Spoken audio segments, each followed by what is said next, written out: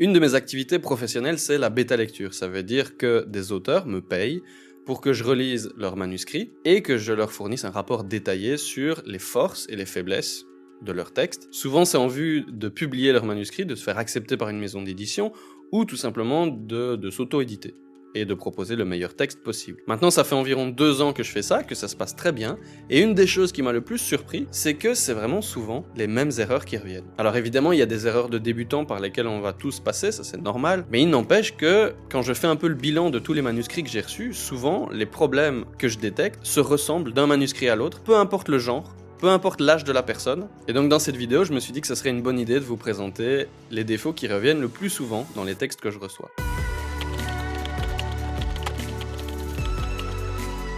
Alors évidemment, tout est subjectif, mais c'est quand même des faiblesses qui me paraissent vraiment rédhibitoires, des faiblesses qui sont plutôt graves, difficiles à corriger.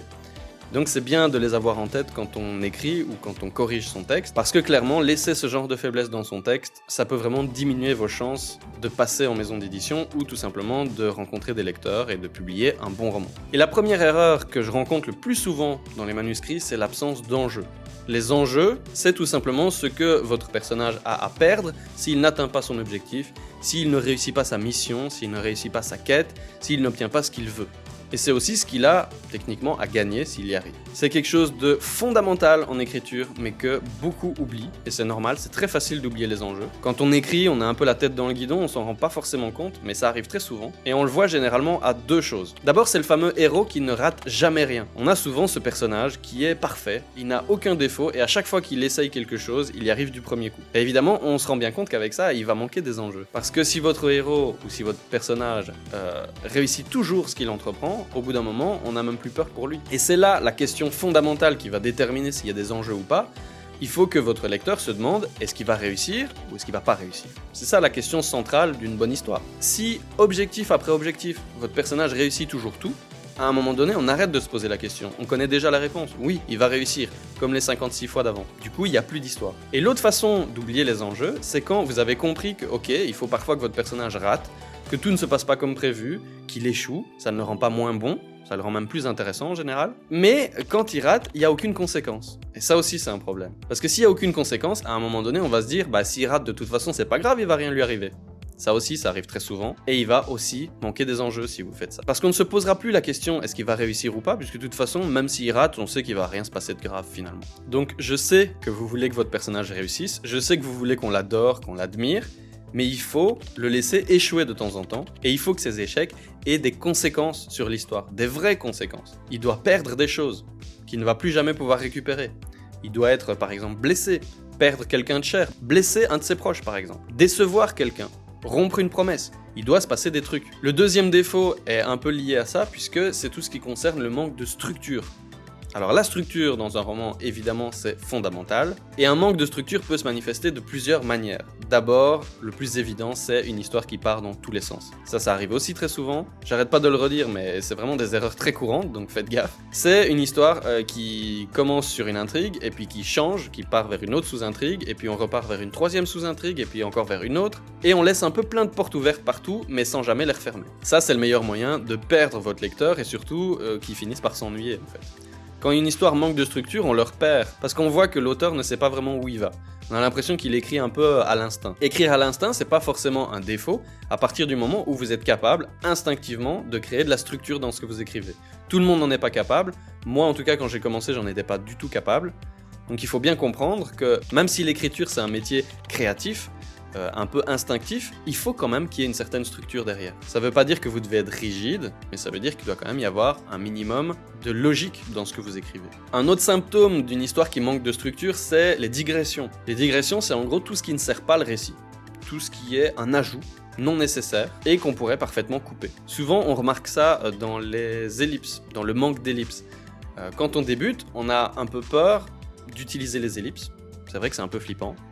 Du coup, on n'en utilise pas trop et on décrit tout de A à Z. Mais il faut bien comprendre que quand on vient d'assister à une scène forte, par exemple, on n'a pas besoin de voir comment votre personnage rentre chez lui, quelle voiture il utilise, à quelle heure il rentre et qu'est-ce qu'il fait.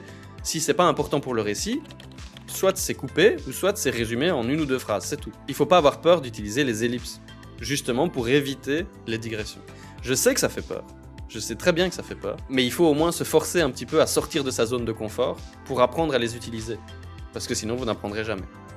La faiblesse suivante, c'est l'absence de promesse. La promesse, j'en ai déjà parlé dans une précédente vidéo qui parlait de comment écrire un début accrocheur, et vous savez que la promesse, c'est extrêmement important pour écrire un début accrocheur, si vous l'avez vu. La promesse, c'est en gros ce à quoi votre lecteur va s'attendre quand il lit le début de votre roman.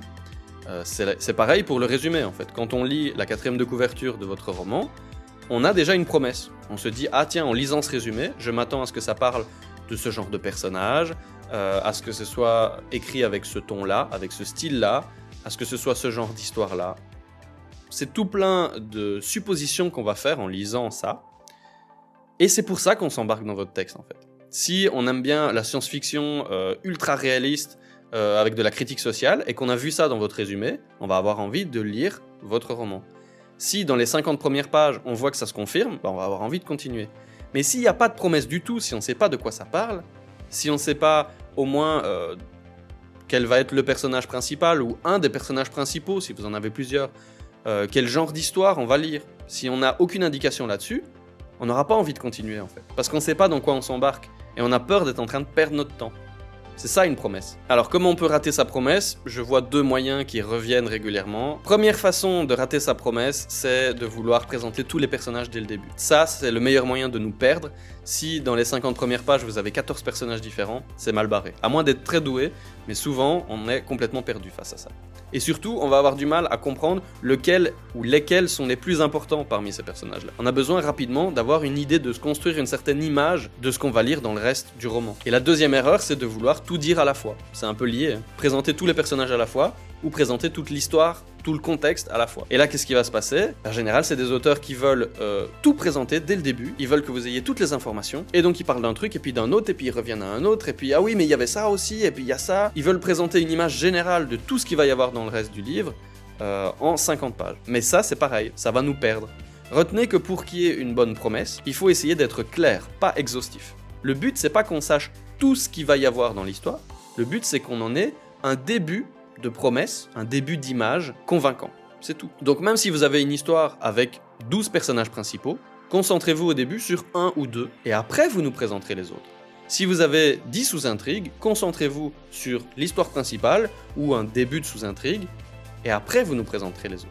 Mais d'abord, tâchez d'être clair, c'est ça le plus important. Être clair. Et la dernière faiblesse, alors celle-là c'est la plus subjective et je sais très bien qu'il y en a qui me voient venir. Il faut savoir que sur Instagram j'en ai parlé beaucoup. D'ailleurs c'est l'occasion de vous dire de me suivre sur Instagram si c'est pas déjà fait. Parce que il faut savoir qu'aujourd'hui j'ai tellement parlé de ce concept que à chaque fois que quelqu'un partage un post qui parle de concision, quelqu'un me tag dedans et me dit « Ah Cyril, la concision ». C'est devenu presque un running gag. Aujourd'hui, je suis associé au terme de concision, tellement j'en ai parlé. D'ailleurs, j'en ai même fait une vidéo. Dans ma vidéo sur le style, je crois que c'est la première chose dont je parle, parce que je suis vraiment convaincu que c'est ce qui a la capacité de transformer le plus votre style quand vous débutez, de comprendre ce que c'est que la concision. Parfois, on a peur de la concision parce qu'on la confond avec la longueur d'une phrase. On se dit, une phrase concise, c'est une phrase courte, mais ça n'a rien à voir. Faire concis, c'est faire concentrer. Concentrer le sens d'une phrase avec le moins de mots possible. C'est ça. Vous pouvez tout à fait faire une phrase de 1 page qui est concise. C'est pas impossible. La concision, c'est simplement ne pas utiliser 30 mots si vous pouvez le faire en 25. C'est simplement ça. Souvent, ça passe par 2 choses. C'est accepter de ne pas répéter ce qui est implicite. Par exemple, si vous dites Robert accrocha son chapeau au porte-manteau, on a très bien compris que Robert, il a dû lever son bras, poser sa main sur le chapeau, enlever le chapeau, lever la main, approcher du porte-manteau avant de l'accrocher. On a compris ça. Il n'y a pas besoin de nous dire tout ça. Enfin, ça vous semble logique là quand je vous le dis. Et pourtant, quand je reçois des textes de débutants, et bien souvent il y a des trucs où je dis oui, mais là tu as utilisé 4 phrases pour dire un truc, on avait déjà très bien compris qu'il faisait ça, il n'y a pas de souci. Il faut apprendre à lâcher prise et à accepter que votre lecteur n'est pas bête. Il peut comprendre par lui-même les étapes intermédiaires entre 2 choses. Il faut faire confiance à son intelligence, ne le croyez pas plus bête qu'il n'est, mais je sais très bien ce que c'est. Je suis passé par là, je sais ce que c'est, vous avez peur qu'il ne comprenne pas, du coup vous préférez trop expliquer que pas assez expliquer.